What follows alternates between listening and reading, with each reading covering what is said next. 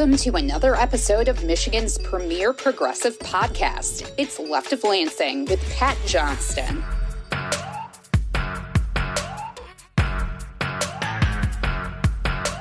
A progressive and populist insight into Michigan's political and cultural world. And of course, an entertaining show on how to make Michigan's political machine work for the people, and not just the elite few. Now, from the Left of Lansing headquarters from his mid-Michigan attic, it's time for the award-winning Pat Johnston. It's all yours, Pat.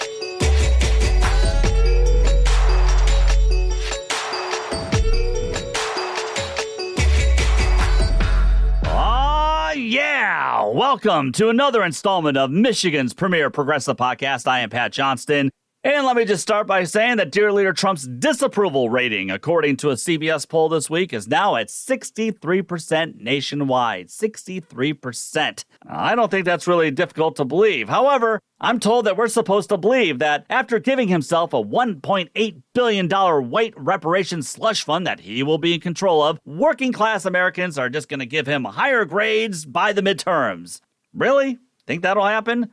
Gas prices continue to skyrocket while the Trump regime continues to work along with Israel's genocidal government in its war in Iran, and working class Americans are going to give him higher grades.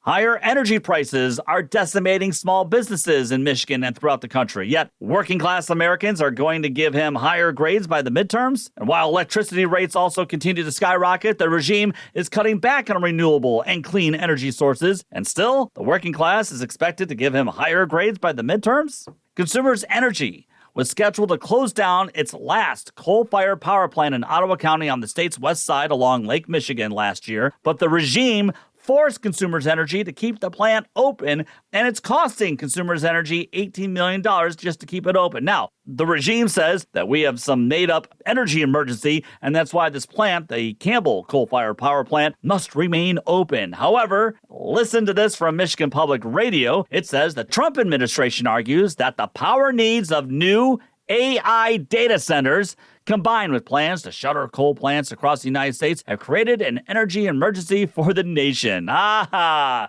so-called energy emergency made up by the Trump regime is so that we've got enough energy to power new artificial intelligence data centers. Now, I don't know about many others living throughout Michigan, but it doesn't seem like a whole lot of people are exactly fired up about AI data centers as they're paying higher rates for electricity, and Consumers Energy and DTE keeps asking the state for more and more additional rate hikes. So this is just nothing but a payoff to the billionaire tech bros and the working class. Both MAGA and progressives and also independents across the state are joining forces to block AI data centers in their neighborhoods. Yet I'm told that the working class is just suddenly going to change its tune and give dear leader Trump higher grades by the time the midterm elections hit. You really think so? Let's not forget how coal-fired power plants like this one in Ottawa County, they emit pollution and greenhouse emissions that don't just affect those living near the plant, but westerly winds blow those emissions across the entire lower half of the lower peninsula in Michigan, affecting all of us who live down here. Now, there was an op-ed written by Teresa Homsey and Alexander Rabin in Bridge, Michigan last fall, and they noted how a study in the journal Science found that tiny particles from coal was associated with a 2.1 times greater risk of death than other sources of air pollution. Using emissions and Medicare data, they say, the study's authors also found that 460,000 deaths in the United States were attributable from these coal-related tiny particles from 1999 to 2020. 460,000 deaths were connected with coal power plants. So we're not just paying higher costs due to this Campbell coal-fired power plant being forced open by the Trump regime, but we're paying higher costs in medical bills, and we're paying the ultimate price in death, thanks again to the Trump regime's corruption to keep these plants open. And the regime is saying coal-fired power plants are needed for billionaire tech bro data centers. They care more about the billionaire tech bros than they care about working class Michiganders. And I'm to believe that voters are going to suddenly say, hey, you know what? That's great. Let's just give Republicans and dear leader Trump more power. We're going to vote for them this fall. I don't think so. By the way, I thought we Democratic Socialists were the ones supposed to be using governments to interfere with the free market. But like everything else that you've been told by corporate authoritarians and their corporate media shills, that's a lie. The system has always been set up to enrich those inside industry, not for us, the working class. So much for the free market, right? And then there's this from Planet Detroit. The Trump administration announced this week that it's rolling back most of the federal drinking water standards for PFAS finalized just 2 years ago, a move that could weaken protection for Michigan communities already dealing with widespread contamination from the toxic forever chemicals. Oh, that's just fantastic news, because I guess MAGA Michiganders don't drink water either. You know, some 59 areas across Metro Detroit showed detectable levels of PFAS, or these forever chemicals. And they were also detected, of course, up in Grayling and Oscoda, where military fire training operations contaminated aquifers there for many, many years. Now, Michigan does have its own standards to protect from these toxic forever chemicals, but those standards are weaker than what the federal protections had been. But the Trump regime is scrapping all of that, says, the hell with the people. We care more about profits. We care more about the Epstein class, the corporate Epstein class. It's always about protecting the corporate Epstein class. It's always about protecting corporate corruption and corporate greed for the Trump regime. And Michigan is paying the price. And I'm again led to believe that Michiganders are suddenly just going to say, yeah, you know what? Let's again vote for more MAGA Republicans and let's vote for Dear Leader this fall. I don't think so. Before I forget, I just want to bring this up, this $1.8 billion white reparations slush fund again, because it's nothing but pure corruption. So the regime sued the IRS after Trump's tax records got leaked. And yeah, okay, that probably wasn't the best since no one wants their tax records leaked. But then Dear Leader had his Department of Justice settle this lawsuit, settle in quotations, and then he'd receive $1.8 billion to divvy out to those the regime claims were victims of political weaponization. That means those who were part, let's say, of the January 6th insurrection, and those who spread feces on the Capitol walls after storming the Capitol to help Dear Leader reverse an election that he lost, and those who beat up police officers that day, they will be the ones able to file for compensation. That's our taxpayer dollars, which will now be doled out by Trump himself. Please don't think for a second that he won't be in charge of it. That money is going to those who broke the law. That money is going to insurrectionists. That money is going to fascists. And you know what, though? I can't wait to watch Florida Mike Rogers, the hand-picked choice by Dear Leader to be the MAGA Republican Senate nominee here in Michigan. I cannot for Mike Rogers. And you know what? I can't wait for whoever is going to be the Republican gubernatorial candidate. I cannot wait for them to have to defend all of these moves, all of this corruption by Dear Leader, not to mention defending the Iran war and defending giving more tax dollars to Israel and defending higher electricity rates. That way we can have more data centers, and celebrating the crippling tariffs and celebrating the forced opening of coal plants while working class Michiganders suffer. It should be really fun to watch. Again, I'm supposed to be concerned about Dear Leaders suddenly turning around those numbers in Michigan by the time November rolls around. I'm not buying it. leftoflansing@gmail.com is the best way to reach me. Coming up here in a few moments, Ottawa County, speaking of Ottawa County progressive voice Joe Spaulding will be on the show. I wanted Joe on this week to talk about some things happening in the state of Michigan politics, of course, because he's always got his ear to the ground on many, many things and happenings across the state. But I really wanted him to come on the show to talk about the Democratic primary race, the Senate primary race, since, it's a heated battle right now for sure. So much so that Joe's been sparring with other Michigan progressives on social media, including yours truly, who are right now backing progressive populist candidate Dr. Abdul Al-Sayed in the race over the establishment AIPAC pick Haley Stevens and State Senator Mallory McMorrow, who keeps just trying to play it safe, I guess. I'm not sure how that's going to move the needle, but that's for another discussion. But it seems to me that Joe Spaulding has issues with Dr. Abdul's supporters and their tone, but also with other issues with Abdul as well, which we'll talk about. I just want to give Joe enough time to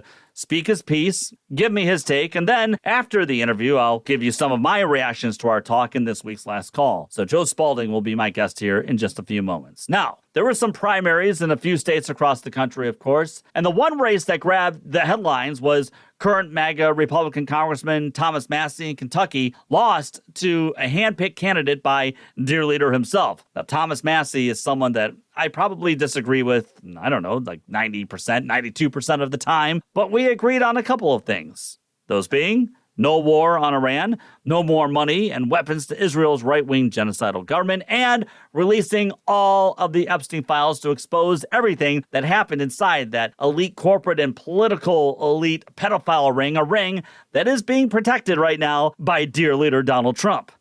And because Thomas Massie voted against Dear Leader on those issues, Trump made Thomas Massie his number one enemy and target. But you know who else did? AIPAC. AIPAC and other pro-Israel groups shoveled nearly $16 million in this race, which, according to the Drop Site News, makes it the most expensive House primary in the nation's history. You see, I hear numbers like that, and that just makes me more ready to tax the rich. That's just wrong. But AIPAC, a right-wing pro-Israel group, felt it necessary to oust a Republican congressman because he wanted to end the Iran war, because he wanted to end working-class dollars being spent on Israel's genocide in Gaza, and to bring the Epstein files to light. But AIPAC joined up with Dear Leader to put someone in office who will not only do and vote however Trump wants him to vote, but he'll do whatever Israel wants as well. And by the way, what a pathetic character. You have no voice. You're just going to be a rubber stamp for Donald Trump. Pathetic. But I'm told it's not a cult. Which brings me to this question. Why in the world would Michigan Democratic Congresswoman Haley Stevens highlight the fact and celebrate the fact that she proudly accepts AIPAC money? Why? Again, AIPAC's main purpose is to keep the genocidal right-wing Israeli force in power and to also elect MAGA Republicans. That means they're showering white Christian nationalist MAGA Republicans with all kinds of donations. That way they can enact their anti-democratic, anti-worker, anti-LGBTQ+, anti-American, and anti-pro-war agenda. That is what AIPAC is doing. Why in the world would Haley Stevens want to be even connected to that group in any way possible? Stevens is currently running behind the working class candidate, the progressive populist candidate, Dr. Abdullah Syed, who doesn't accept AIPAC money or corporate PAC money. AIPAC is so afraid of Syed that they've already sent out fundraisers trying to raise money for Haley Stevens and for Republican Maine Senator Susan Collins? Yeah, they put out a fundraiser putting both of their pictures together, saying raise money for Haley Stevens and for Susan Collins? Why would Haley Stevens want to be part of that fundraiser? A fundraiser that would help prevent Democrats from taking control of the Senate. Why has she not denounced that? Why didn't she go on the air, wherever she is, and just say, hey, look, I have no control over that. I don't want to be part of it. I disagree with it. So please don't give any money. Don't be part of that fundraiser.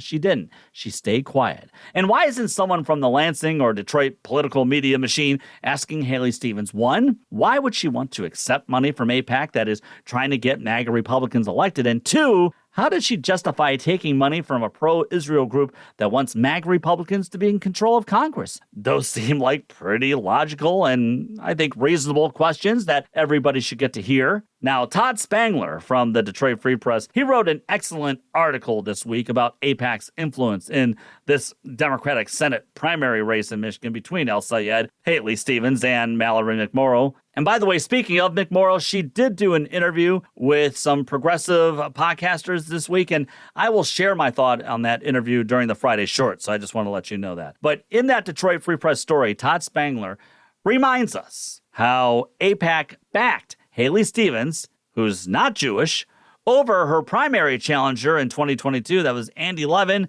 who is Jewish. But because Levin said that he didn't support Israel 100%, AIPAC was going after him. And by the way, I'm sure even though Andy Levin is Jewish, I'm sure that some probably even called him an anti-Semite back then. Now, Mr. Spangler writes, Stevens did not want to discuss her support from AIPAC despite its being the elephant in the room that is the Democratic nomination race. She also deflected questions from the Free Press about what limits, if any, she would put on U.S. support for Israel. Well, guess what? I have the answer for you, everyone. She won't put any limits on Israel. Haley Stevens is pro-Israel 100%. She will never put any limits on Israel. Look, I get that pollsters downplay the role of AIPAC since voters don't put AIPAC high on the list of concerns and issues. But you know what? If you look deeper into the numbers, you'll see that the war in Iran, higher gas prices, inflation, our nation's increasing debt. I always hear about the debt when Democrats are in office. All of that, they are all tied to our taxpayers giving money to Israel. And in Michigan, I'm thinking those who believe that Israel's genocide was A-OK is a non-starter for many working-class voters in Michigan, too. Yet, despite a majority of Democratic-based voters and independent voters having a strong distaste for AIPAC and Israel's right-wing government, establishment Democrats aren't budging. They are not budging. They are being stubborn, and they are sticking with Haley Stevens. Just look at all the endorsements that have been flying towards Haley Stevens over the last couple of weeks, like former Senator Debbie Stabenow or former governors Jennifer Granholm and Jim Blanchard. Haley Stevens keeps getting these endorsements from corporate establishment Democrats, yet she doesn't ever want to speak to the working class. She never really gives that many interviews as well. It's like she's afraid to talk to the voters, the people that she claims that she wants to represent. But she and establishment Democrats are banking on millions from AIPAC and other corporate donors to do the talking for her. I keep saying the Democratic Party establishment is completely out of touch with the anger that is boiling within the working class. But it doesn't seem to faze them because you're seeing all of these establishment endorsements just go towards Haley Stevens. And when you see that happening, that just keeps proving me correct. You're listening to LOL. You're listening to Michigan's premier progressive podcast. It's Left of Lansing with Pat Johnston. Have you ever heard Pat's lectures on why desserts with fruit aren't really desserts? Or why the 70s produced the greatest movies of all time? I have. So be happy you're just hearing him rant about politics. If you'd like to contact Pat about politics or debate how cocoa is technically a fruit, send a message to leftoflansing@gmail.com. Here's Pat Johnston.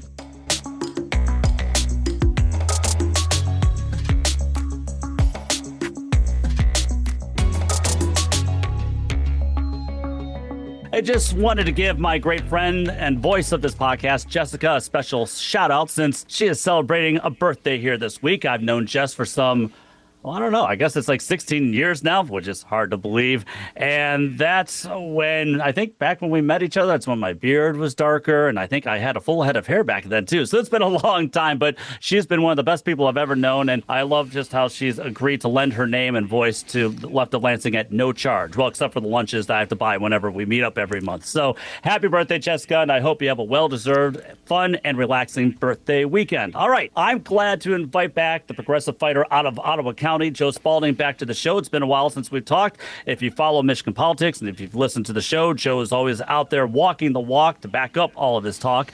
He played a crucial role in getting the Independent Redistricting Commission on the ballot was that 8 years ago? Wow. Nine Years ago. Wow. How time flies. And he's pushing for Michigan, of course, to become a ranked choice voting state.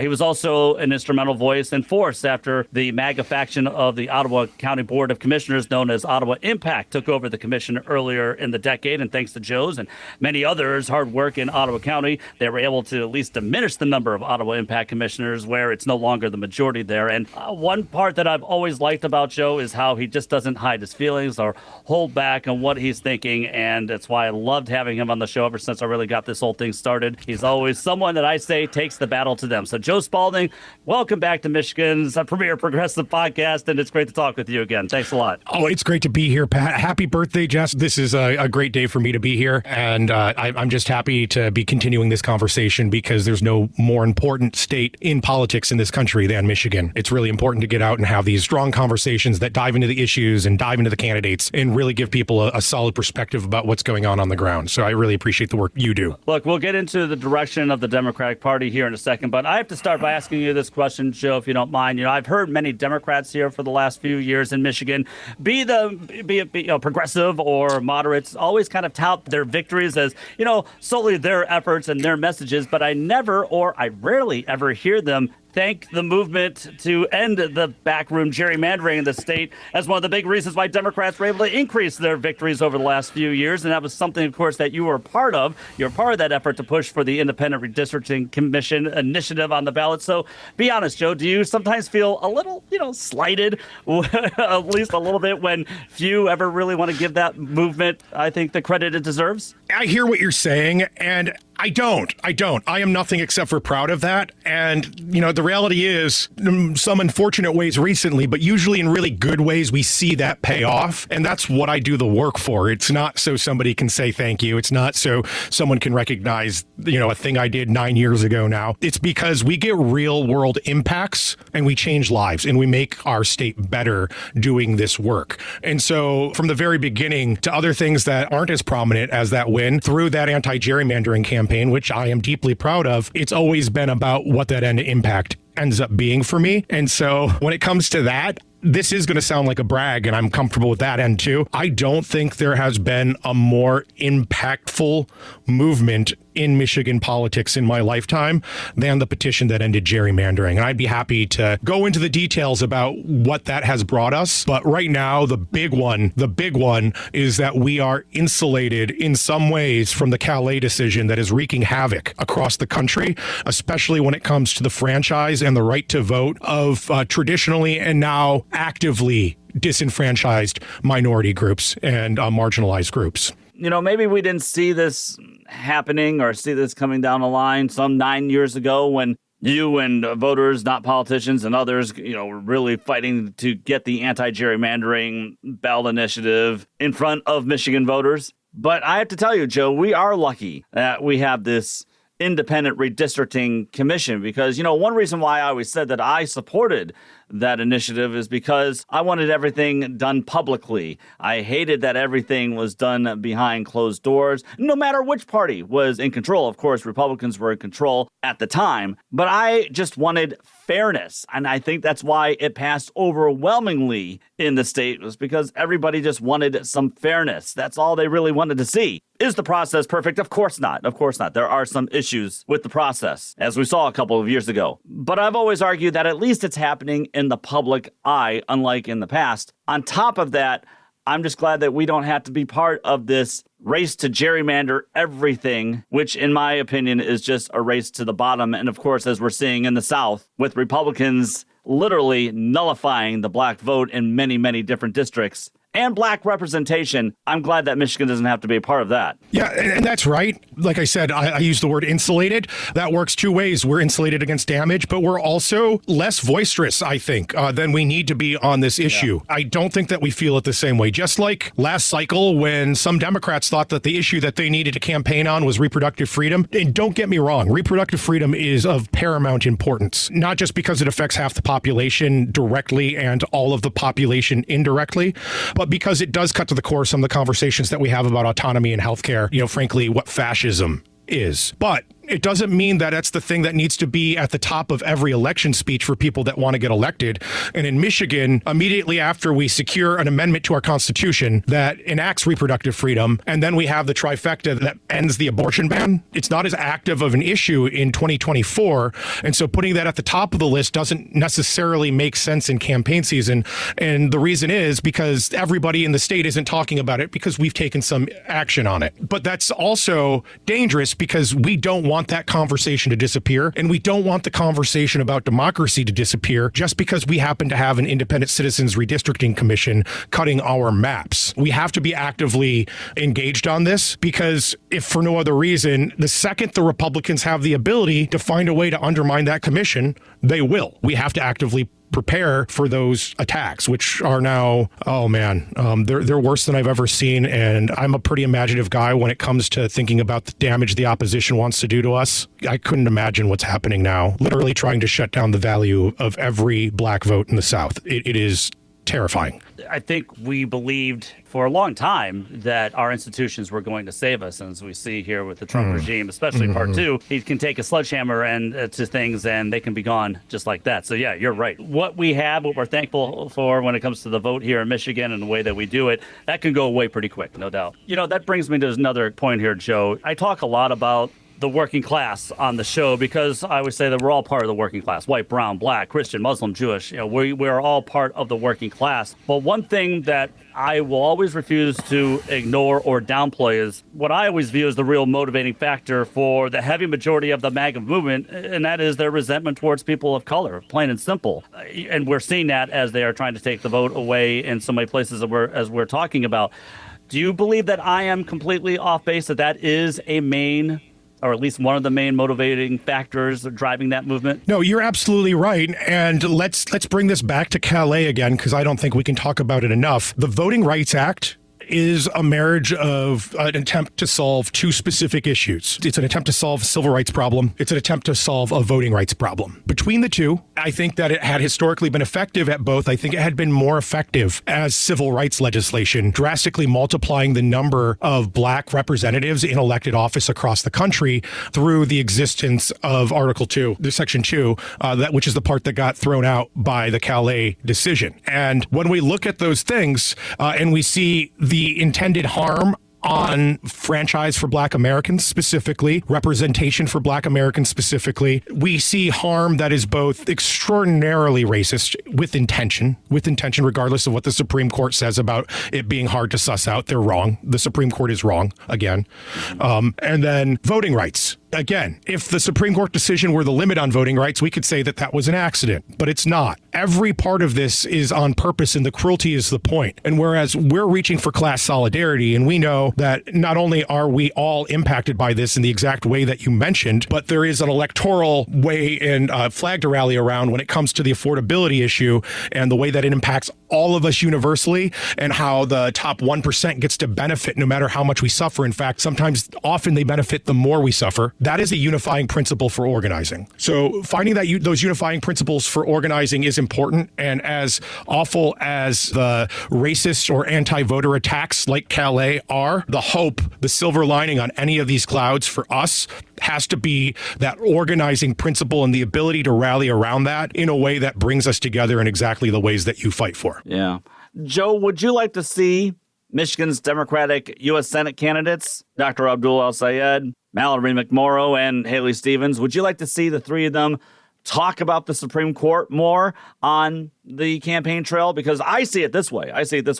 Look, there's really one way a senator can make a difference for decades, and that is through their Supreme Court nomination votes. I think this is something they really have to talk about since, of course, we're talking about possibilities of expanding the Supreme Court. That's something maybe I would like to see happen. I mean, this Supreme Court, this MAGA Supreme Court is filled with corruption, and they're in there for the rest of their lives. So maybe expanding the court is something that our three Democratic candidates can talk about. I feel like maybe they're not talking about it enough. Well, what's your take on it? Yeah, they need to be talking about either that or term limits for Supreme Court justices, or both. And they need to be doing it in a very forward-thinking way. They've got to be doing actual research. They've got to be talking to experts, getting schooled on those, and then being able to game out how those look. I could go into a billion different, really academic, obtuse ways of describing this, but the way that makes it make sense for me is that when we were going at gerrymandering in Michigan with a ballot initiative, the primary forces,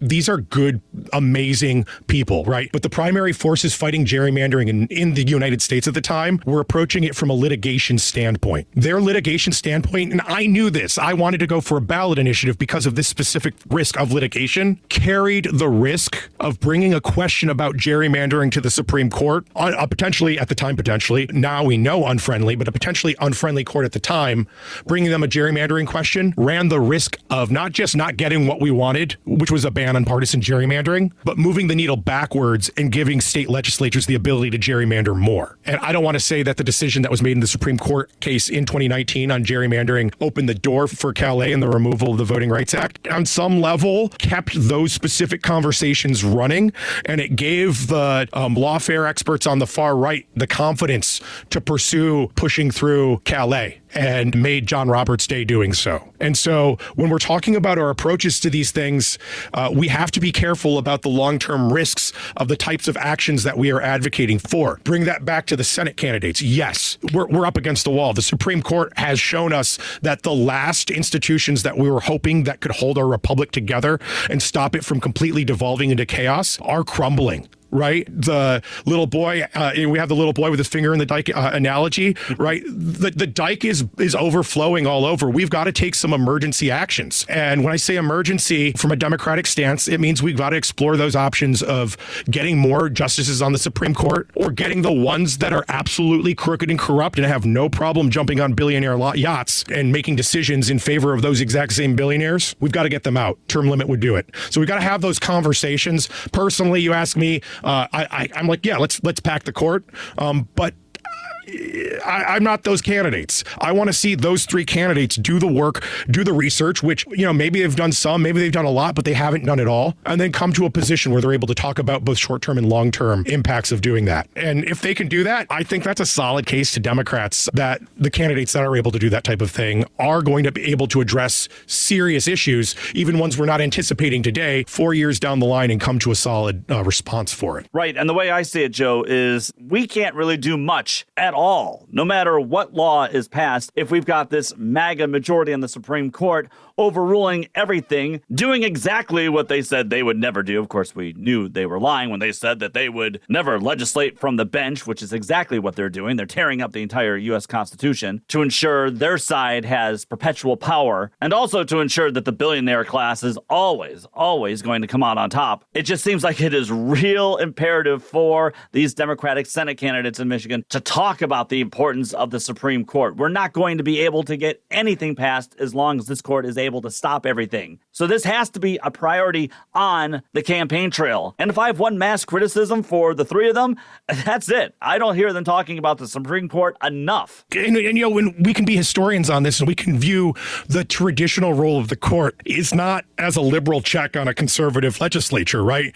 The court is supposed to be a constitutional check on the legislator slipping into extremes in one way or another that runs afoul of rights. And it's not. It's a partisan institution now. It's almost as partisan as Congress. The Supreme Court is almost as partisan as Congress. What the hell are we doing? That's what I'm asking. What the hell are we doing here? And that's why I need these candidates to talk about the Supreme Court.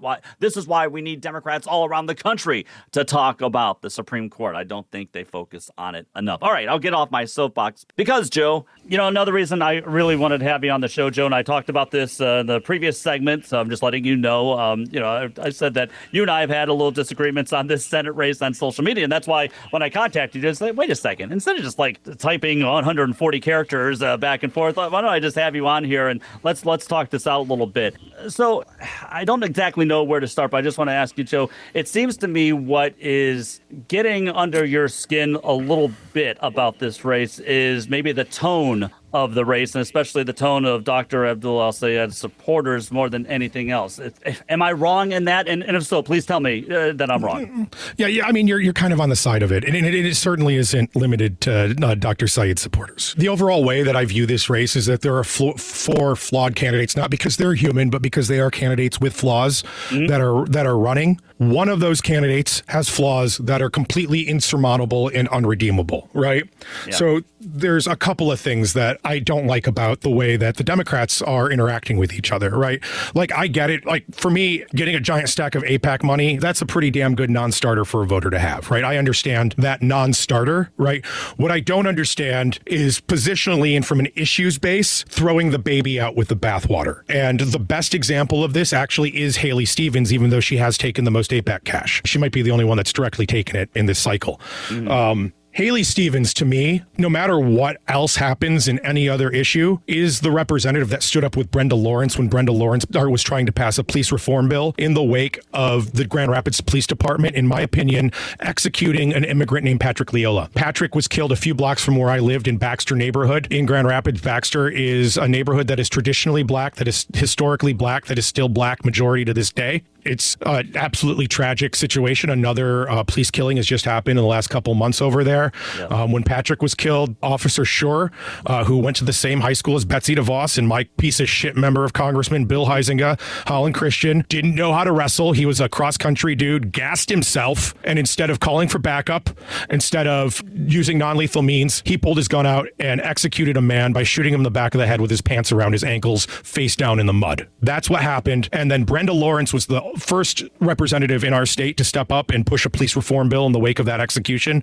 Yep. The only member of Congress that stood up with Brenda to sponsor that bill, to vote for that bill, was Haley Stevens. And so when I think about Haley and people are like, she's the biggest piece of trash in the universe, she sucks, I remember Mike Rogers cheering on Officer Chris Schur and Haley being on the other side of that righteously. And I don't want to see that denigrated. I want to see that lifted up. I want to see on our side saying, hey, that is a non-starter. The AIPAC thing, that's a non-starter for me, but we got to have people that are able to speak on public safety issues for people who are being targeted, frankly, still by their own law enforcement members for the color of their skin. When we're talking about who supporters are doing the bad messaging on this, that's not just Abdul supporters, right? Those are also Mallory supporters saying the same stuff about Haley. When it comes to Mallory, we don't want to give one person credit. We want to give a bunch of people credit for things like the trifecta. Mallory is almost more than anyone else besides the anti-gerrymandering people responsible for Democrats still having the state Senate today, which means also for the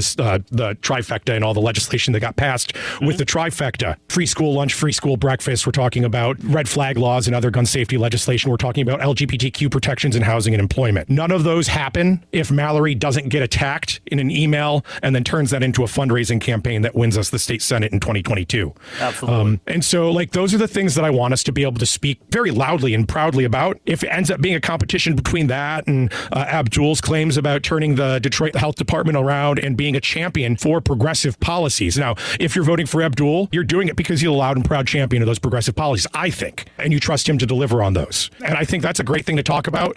I don't want to hear a whole bunch of slop about him not being able to win in the general. Because what I hear from that is that, hey, maybe I won't try so hard to make him win the general. And that's unacceptable if he is the nominee to me. We got to message in a way that lets us both show the strengths of our candidates against each other so we can win that primary if we want to win that primary, but sets us up to win in the general election. And I know I just spoke for like an hour. My overall theory on the general is the more unified we are and the less unified they are, the better our chances are of winning. I can show the math to back this up. In Ottawa County, making sure that the Republican Party was split right down the middle and the Republicans that control the county commission are not the Republicans that control the Ottawa County Republican Party is essential to us moving the needle more blue and less red in every single precinct in Ottawa County. We're set to be a battleground by 2032 in Betsy DeVos's home county. Unify our side, split their side. So you hear me say stuff, that's my guiding light. It's not necessarily I don't want to see the things fighting. I don't care. I do care about the negativity on some level, but if you're able to kind of throw an elbow but still set whoever wins up for victory against Mike Rogers, I'll see that. I'll be like, hell yeah, let's go. That's awesome.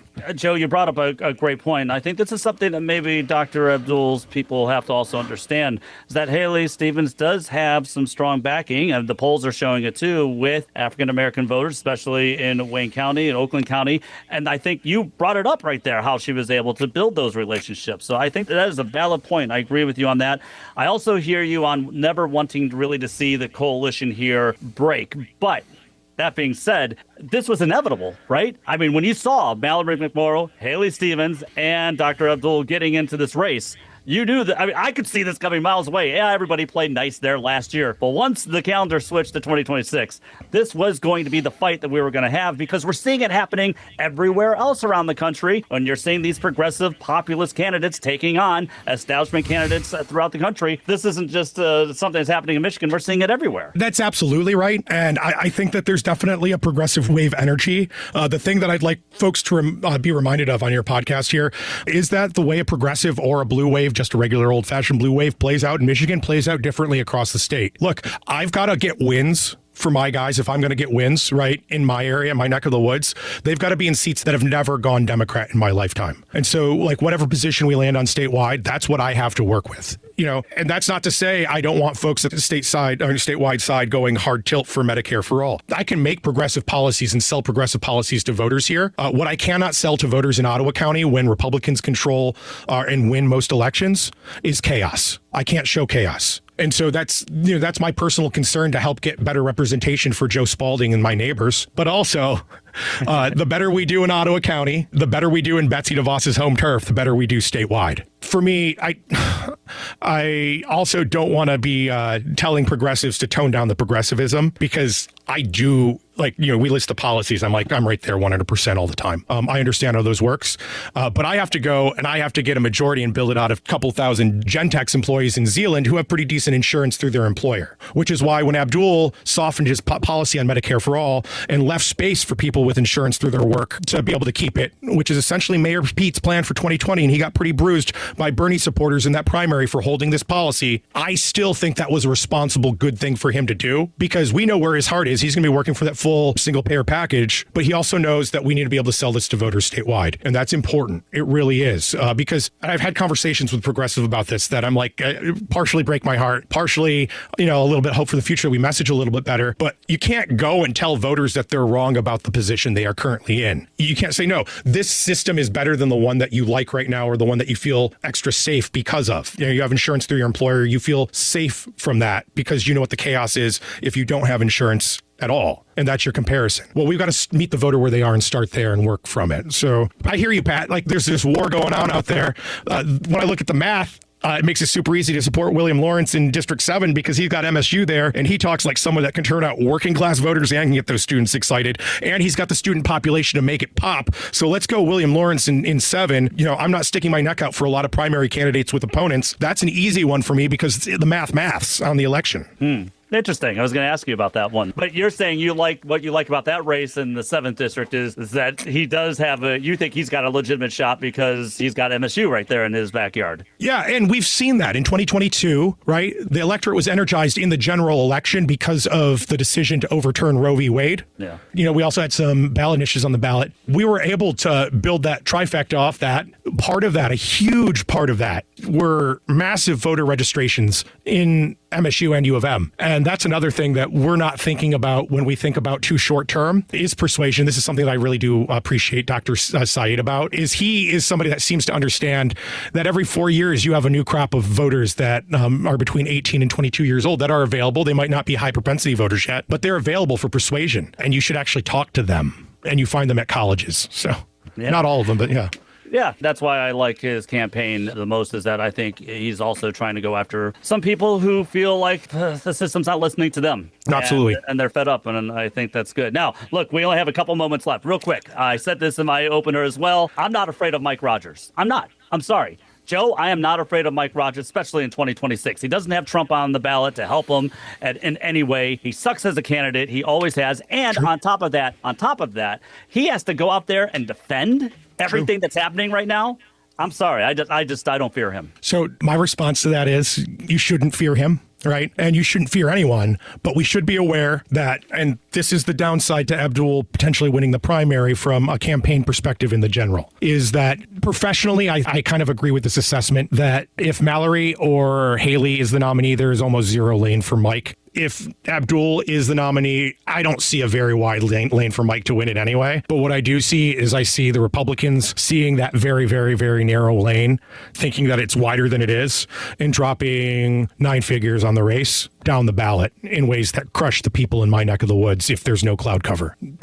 But the silver lining on this is that increased attention, progressive wave, progressive candidate means potential for massive fundraising wave from national progressives, grassroots funders and progressives. If Abdul can do that, then he wins the nominee, he gets the money. If he's able to outspend or come close to spending parity with Mike and does it in a way that affects down ballot, that changes it. It does what we've been doing in Ottawa County, right? It forces the DeVos money to get burnt in a furnace. So if he's the nominee, we've got to go full tilt in favor of supporting this guy as hard as we can until we pass out, because that is the risk. The risk is the 9 figures of spend that translate down ballot and makes it hard for people in West Michigan to help us resecure that trifecta. And I know that's all super technical and academic consultancy.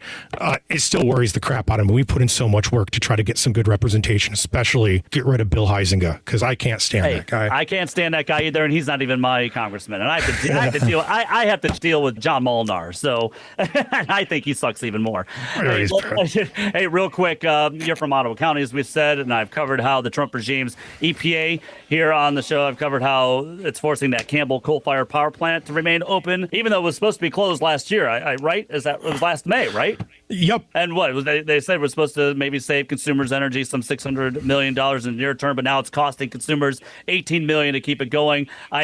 Look, you're not going to get me to cheerlead for consumers energy one bit ever, but hey, they were doing the right thing, I think, there.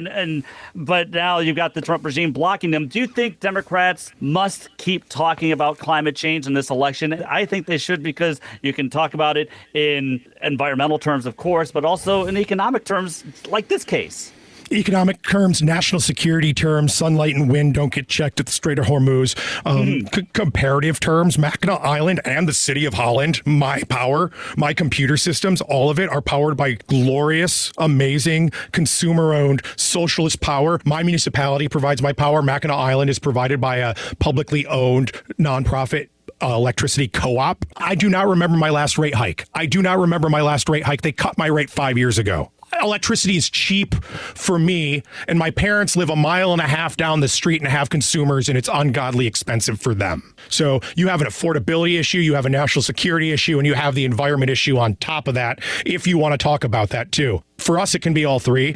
For the general election, I'd like to see the lean into the affordability side. But we've got a strong argument here, even if you don't want to talk climate change. No Republican in West Michigan wants to see injection wells filled with coal ash that's more radioactive than nuclear waste. Nobody wants to see that leak into our water. No one wants to see that get thrown into our air. So let's turn up the dial on what these guys, they want to plug, the local Republicans want to plug a data center into that coal plant to keep it running indefinitely. That's real. That's real. Okay. Oh, real quick, since I mentioned consumers energy and, we've got how much money that they give to Lansing and DTE and how much they give to Lansing. We've got the Mop Up Michigan ballot initiative that is still out there collecting signatures. Do you think we'll have enough signatures to get on the ballot? They will have enough signatures to get on the ballot. If you heard it from me first, then you heard it from me first. The signatures are there. Do we clear the litigation hurdle that the power companies are going to throw at us and try to get us thrown out in court?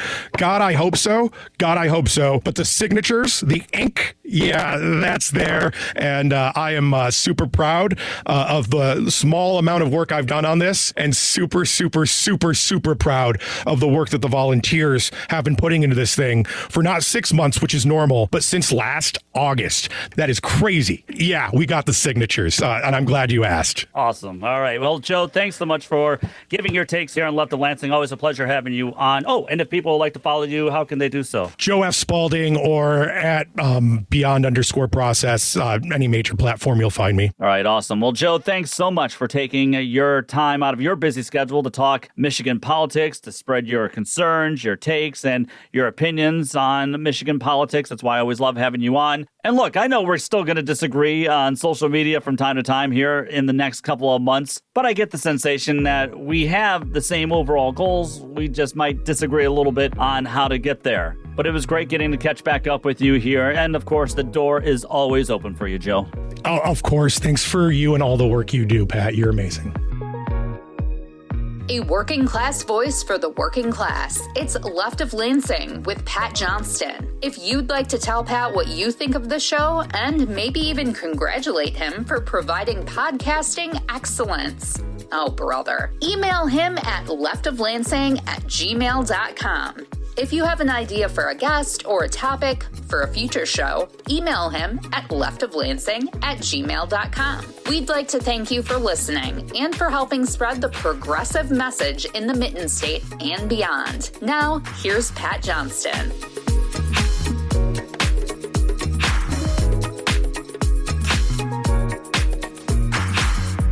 A special thanks again to Joe Spaulding for being on the show this week. I'm glad that it sounds like the Mop Up Michigan ballot proposal to ban political contributions by utilities like DTE and Consumers Energy will have enough signatures. Now, I was kind of let down when the proposal to tax millionaires to help pay for public schools came up short with signatures. So this is good news. And Consumers Energy, DTE, and also Blue Cross and Blue Shield are putting a lot of muscle behind efforts to oppose this from passing, which makes it seem all the more likely that it will pass this November. All right, now this week's LOL web poll question is, which Democratic Senate candidate would you have the toughest time supporting in their race against MAGA Republican nominee Florida Mike Rogers? Dr. Abdul El-Sayed, Haley Stevens, or Mallory McMorrow, of course, are your answers. Vote on Left of Lansing's YouTube and Patreon pages and also on Twitter. Time now for the Left of Lansing Last Call. Again, thanks to Joe Spaulding for visiting the show this week and talking about a range of topics, including how this Democratic Senate primary race is causing some fractions within progressive and Democratic Party circles at the time. And I wanted to have Joe on just so you could perhaps hear the other side of the argument and hear some concerns some may have if progressive populist Dr. Abdul ends up winning the primary, which is a strong reality. And as I said, I think he's tapping into the anger that is boiling within the working class here in the state. Now, there was a part near the end of our talk on the topic where Joe said that Haley Stevens or Mallory McMorrow would probably have an easier time dispatching of Florida Mike Rogers, the presumptive MAGA Republican nominee who is endorsed by dear leader himself. Now, as you heard, Joe said that he doesn't necessarily buy the argument put out by the McMorrow and Stevens camps that Dr. Abdul wouldn't win in a general election fight against Florida Mike Rogers. But Joe explained how a Dr. Abdul nomination would give Rogers and MAGA Republicans a slight opening where they will flood Michigan with all kinds of money to try to take that open Senate seat. And Joe hinted that a Dr. Abdul victory in the primary might not carry enough coattails to put some Democrats over the top in swing districts, like in his Ottawa County and in other counties. And I get where he's coming from there because this Senate race is just one race in a pivotal election year. I mean, Democrats are trying to regain the government trifecta, and they need to retake the state house while winning the gubernatorial race as Secretary of State Jocelyn Benson appears well on her way to being the Democratic nominee. Not sure yet who she'll face on the MAGA Republican side, but then there's former Democrat and former Detroit Mayor Mike Duggan, who said that he's all about more AI data centers in Michigan, not to mention how he's gobbled up a hefty amount of MAGA and Trump-loving fascist campaign contributions. Mike just loves their money. Man, it's not really helping Mike Duggan out all that much as he's right now in third place in many polls. Anyway, the need for Democrats to take back the state house, win the governor's race, and own the state trifecta in government isn't lost on me. But where Joe sees challenges with a progressive candidate like Dr. Abdul, I see a range of possibilities. Where Joe sees difficulties, I see expansion. Wait, why am I all of a sudden sounding like Paul Giamatti playing John Adams? Where Mr. Dickinson sees apocalypse, I see hope. It's a great speech, by the way, and a great series. Watch it if you never have. I think it's on HBO. Anyway, as Joe said himself, despite Haley Stevens making some decent calls, like backing a police reform bill, her love and devotion to AIPAC is, in fact, a non-starter for many, many Democrats. And it's a non-starter for yours truly. Most Democratic-based voters are morally correct on this stance. And a majority of independent voters are also taking the same stance. Democrats lost the Arab American vote in 2024, and they also lost the young male vote. Perhaps bringing those two groups back into the fold would help solidify Michigan for Democrats this time around. And having a real working-class, progressive populist candidate like Dr. Abdul is just the way to do that. He would bring in new voters while capturing older voters who've felt unheard for the last few years. We live in a state where Bernie Sanders won a Democratic primary. Dr. Abdul is speaking directly to the working class, and that's why he is also resonating with so many voters. And unlike a Haley Stevens, let's admit it, Dr. Abdul could bring some new excitement to the ballot that would benefit other areas, rural areas, red areas like Joe's Ottawa County. We've tried going the safe milquetoast way like we did with Alyssa Slotkin, and she barely defeated a horrible candidate like corporatist and pro-AIPAC Mike Rogers. The working class is blaming Democrats for allowing this mess to happen in the first place. Dr. Abdul is obviously tapping into that anger. Which brings me to tone. Are some of Dr. Abdul's supporters in your face at times? Perhaps. But while Joe says if his supporters continue telling people that they are wrong, well, then they're going to be the ones ending up losing support. However, I would posit the counter angle that the same rhetoric is what we hear from establishment supporters. Don't be against ICE.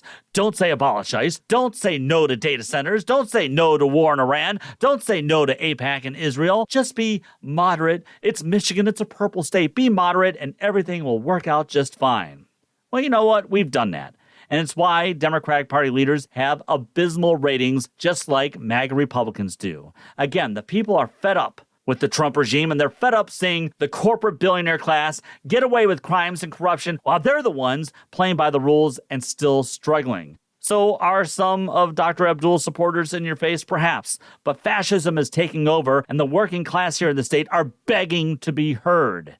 They're fighting back. I think the candidate who represents the working class coalition with a strong working class agenda, like Medicare for all, like abolishing ICE, like supporting unions and ending aid to Israel, that's the person who will resonate with the people in this state. They always want to know they are being heard and represented. And like I said, Florida Mike Rogers is tied to dear leader Trump, and he won't escape trying to convince voters how he loves Trump and wants to make Trump even more powerful. How is that going to work whatsoever in 2026? It's not. Michigan loves those who will fight for them, and they love those who show and display some fight for them. And that's why I think you're seeing Dr. Abdul leading in the polls in this primary fight. Those are my thoughts. What are yours? leftoflansing@gmail.com is the best way to reach me, or you can leave your thoughts on the YouTube page. You're listening to Left of Lansing. Music for the show and everything else on Left of Lansing is provided by Wanderbeats. To hear the latest project and complete music archives, check out Space Leopard on your favorite streaming site or subscribe to Space Leopard on YouTube. Now, back to our favorite progressive voice in Michigan. It's Pat Johnston.